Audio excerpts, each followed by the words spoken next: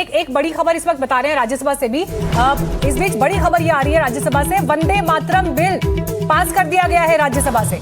आप देखिए, मानसून सत्र में जो पहला बिल पास हुआ वो एंटी पेपर लीक बिल रहा, जिसकी लोकसभा से अभी आपको हम तस्वीर दिखा रहे थे। और इस बीच बड़ा अपडेट हमारे पास राज्यसभा से भी आ रहा है। तो सरकार की प्राथमिकता में जो बिल इस बार मानसून सत्र से पास करवाने थे, उनमें महत्वपूर्ण बिल वंदे मातरम बिल, जिसमें पिछले बार चर्चा भी हुई थी, वो बिल पास हो गया है सदन से। इस वक्त ये बड़ी खबर आ रही है, उच्च सदन से, राज्यसभा से पास हुआ है। लेकिन पूरे देश की निगाहें जिस चर्चा पर लगी हुई थी वो एंटी पेपर लीक बिल, उस पर सत्ता पक्ष और विपक्ष उस पर क्या अपनी स्पीच रखेंगे, और जो देश ने बीते हफ्ते जंतर मंतर पर देखा है उसके बाद की तस्वीर क्या होगी। लेकिन राज्यसभा से भी आपको अपडेट देंगे। इस बीच देखिए, कई ऐसे महत्वपूर्ण बिल थे जो सरकार इस तैयारी के साथ मानसून सत्र में लाना चाहती थी। अब उसकी एक शुरुआत होती हुई दिखाई दे रही थी। बीते हफ्ते जो एक डेडलॉक बना हुआ था, कम से कम यहां से कार्यवाही शुरू हुई है। अखिलेश जी, राज्यसभा से वंदे मातरम बिल पास होना कितनी बड़ी खबर है ये आज के लिए? देखिए, बड़ी खबर है क्योंकि राज्यसभा में भी गतिरोध लगातार बना हुआ था। आज लेकिन सरकार ने हंगामे के बीच ही इस बिल को पारित कराने का फैसला किया।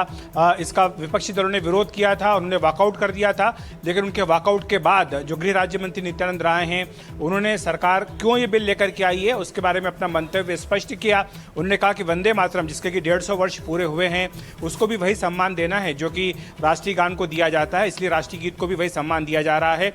और इसीलिए सरकार ने यह संशोधन करने का फैसला किया है ताकि वंदे मातरम को भी वही कानूनी संरक्षण मिल सके।